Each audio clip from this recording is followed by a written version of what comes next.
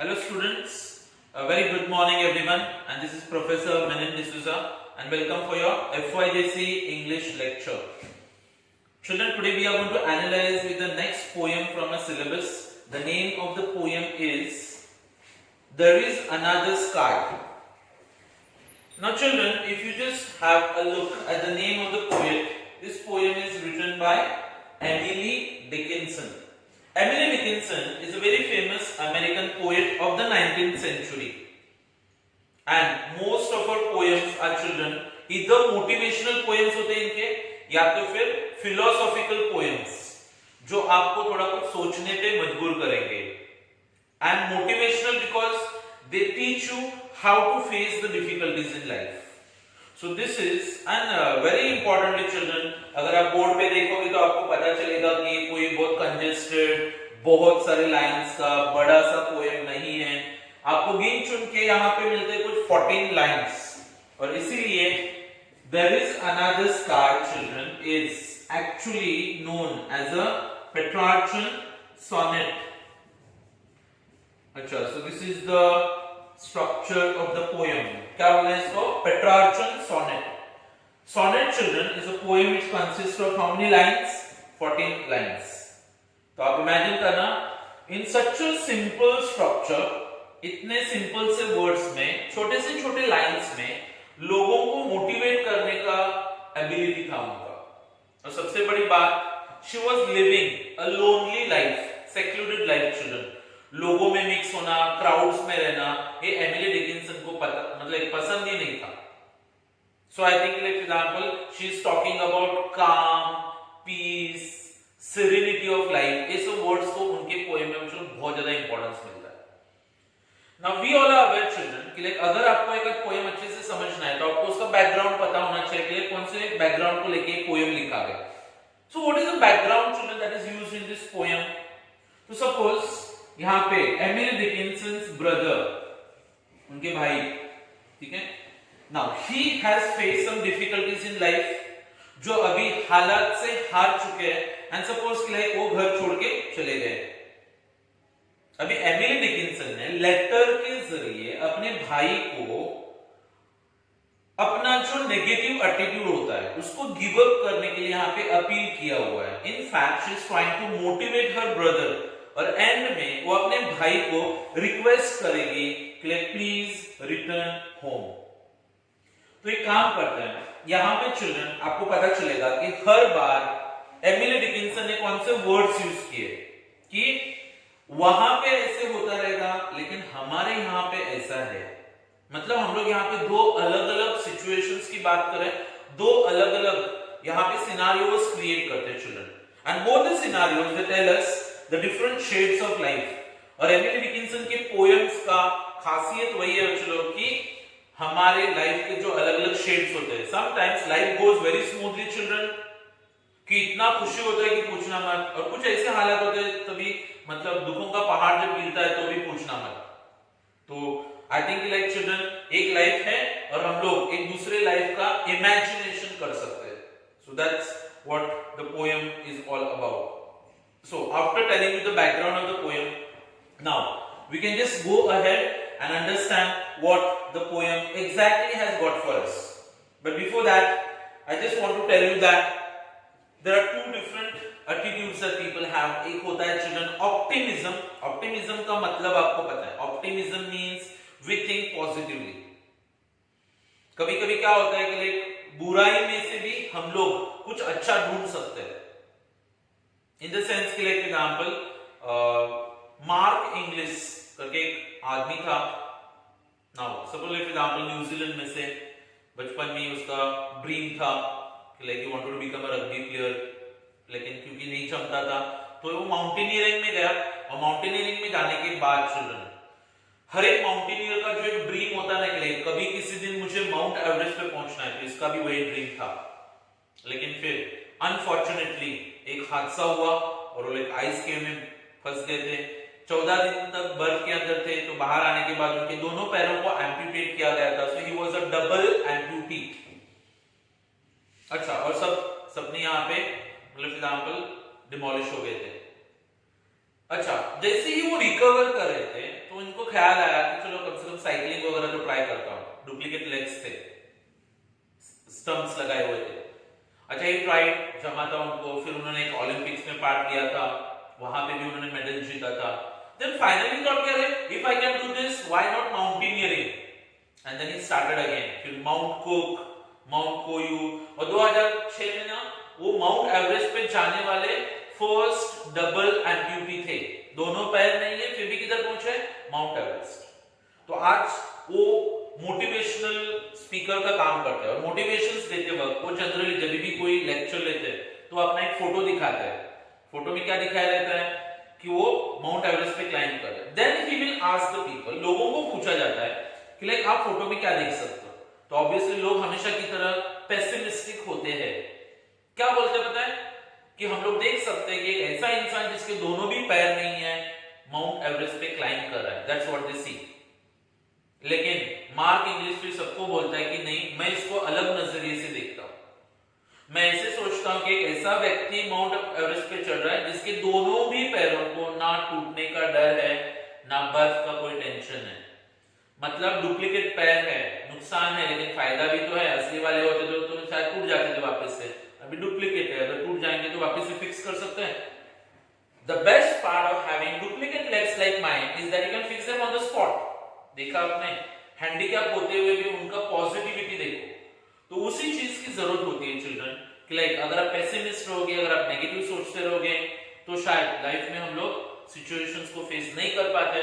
इसीलिए यहाँ पे एमिली डिकिंसन इस लेटर के जरिए अपने भाई को मोटिवेट कर रही है कि भले तुम्हारे यहाँ पे ये सब प्रॉब्लम्स है, लेकिन तू डर मत। यहाँ पे एक ऐसी दुनिया है जो तुमको बहुत सारे नए अपॉर्चुनिटीज देके जाएगी। So that's what she is trying to tell her brother. So थोड़ा लाइंस को हम लोग एनालाइज करने के लिए जाते हैं यहाँ पे। Children, the first line says there is another sky. There is another sky. हम लोगों को तो पता है, आप बोलोगे सर इसको हम लोग लिटरली मीनिंग में ले सकते हैं। हम लोगों को पता है कि लाइक बचपन से हमने देखा है एक ही स्काई होता है। अभी एमिली डिकिंसन बोलते हैं कि like there is another sky. How is it possible? There is another sky का मतलब क्या हो गया कि तुम अगर लाइफ में एक बार कहीं पे फंस गए हो, एक बार अगर तुम हार गए, तो इसका मतलब ये नहीं होता है कि सब कुछ खत्म हो गया है। नहीं, जिंदगी तुमको और एक अपॉर्चुनिटी देगा, तुमको और चांस मिलेगा लाइफ में। तो लाइफ हमको जो चीजें ऑफर करता है, हाँ जैसे कि 10th में आपको अच्छे मार्क्स लाने थे, आप नहीं ला पाए, तो ठीक है ना, 12th में आप ट्राई करो। आपने देखा there is another sky. 12th standard में आप अच्छे मार्क्स नहीं ला पाए थे, ठीक है, टीवाई बीकॉम आएगा, दिखाओ अपना हुनर, and that will actually give you another chance in life children.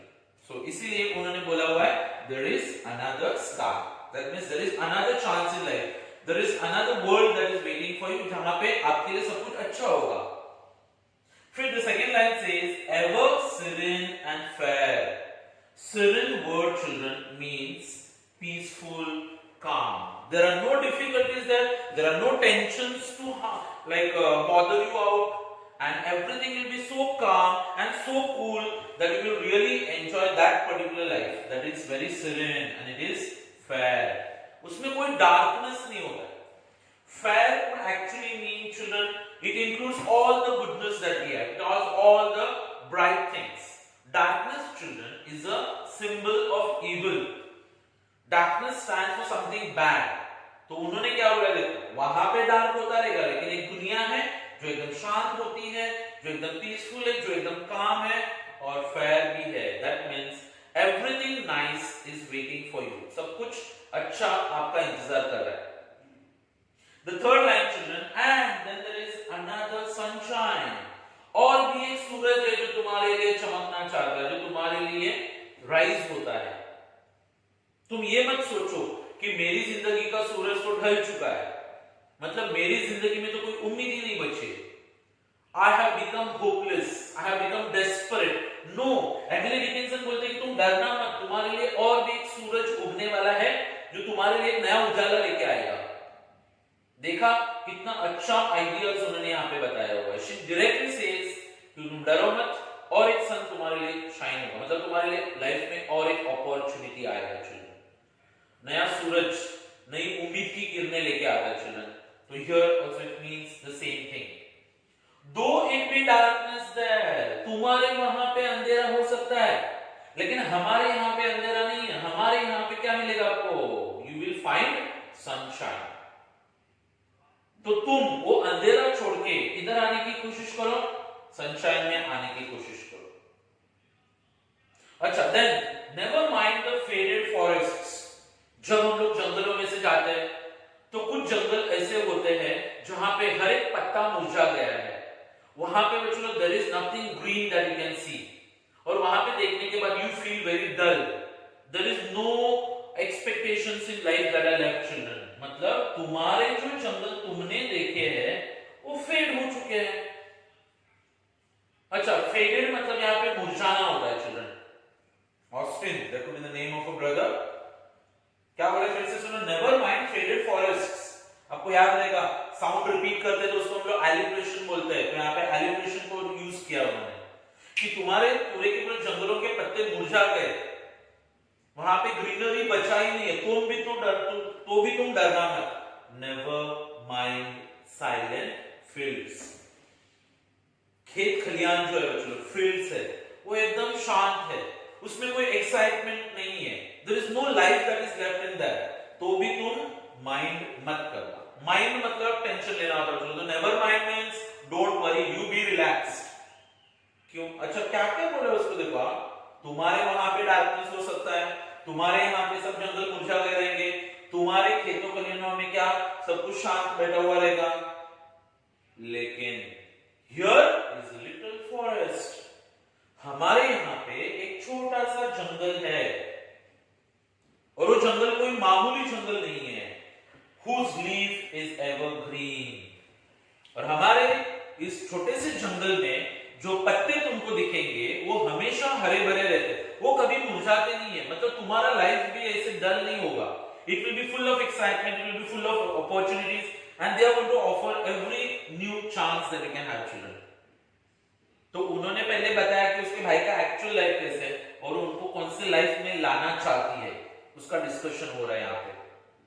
Then children, there is a brighter garden। ये बच्चों जो था 1 2 3 4 5 6 7 8, तो children these 8 lines are actually referred to as, इनको हम लोग क्या बुलाते हैं, octave। क्या बोलना है? octave। 8 लाइंस का एक सेट आता है।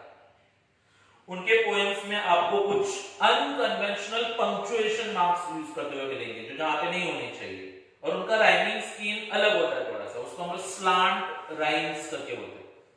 मतलब आइडेंटिकल वर्ड्स नहीं होते, जैसे for example whenever we are talking about any rhyming words, अच्छा जैसे कि फॉर एग्जांपल सन और फन, कौन से वर्ड्स हैं? Sun and then we have got a word that is called fun.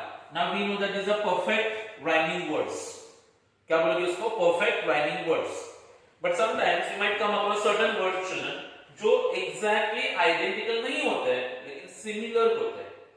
जैसे कि suppose for example children एक आध word है warm और एक आध word में children suppose for example swarm करके लिखा है। Now they are not identical but they are similar you can say। तो उसको हम लोग एक word use करते हैं children that is known as slant rhyme करके बोला जाता है, unconventional rhyming scheme that is used। Okay, the next line that we have in front of us, there is a brighter garden। तुम्हारा garden पूरा का पूरा डल रहेगा, तुम्हारा गार्डन मुरझा गया रहेगा, उसमें कुछ फ्लावर्स नहीं रहेंगे, उसमें कुछ एक्साइटमेंट नहीं, लेकिन हमारे यहाँ पे बच्चों लोग एक नया गार्डन है, और उस नए गार्डन में जिंदगी तुमको बहुत सारे नए चांसेस देने के लिए रेडी है।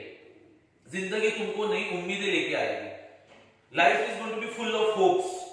ब्राइटर गार्डन का मतलब होता है चलो all those things which life is going to offer to us. वो हर एक चीज जो जिंदगी हम लोगों को ऑफर करेगी उसको पोएट ने क्या बोला है? Brighter garden. डल गार्डन नहीं, साइलेंट गार्डन नहीं, फेडेड फॉरेस्ट नहीं है, इट्स अ ब्राइटर गार्डन। और एक ऐसा garden where not a forest has been, मतलब सपोज फॉर एग्जांपल के लिए वहां पे फॉरेस्ट की वगैरह तो तुम बात ही छोड़ दो, हम लोग तुम्हारे लिए खूबसूरत सा कलरफुल गार्डन यहाँ पे है, तो यहाँ पे आ सकते हो तुम। Okay, where not a forest has been. ये थोड़ा सा सेंटेंसेस को जब आगे पीछे किया जाता है तो उसको क्या बोलते हैं? Most of you are aware they call as inversion. ये कैसे होना चाहिए? तो where a forest has not been. उन्होंने कैसे लिखा है where not a forest has been. So that's an example of inversion.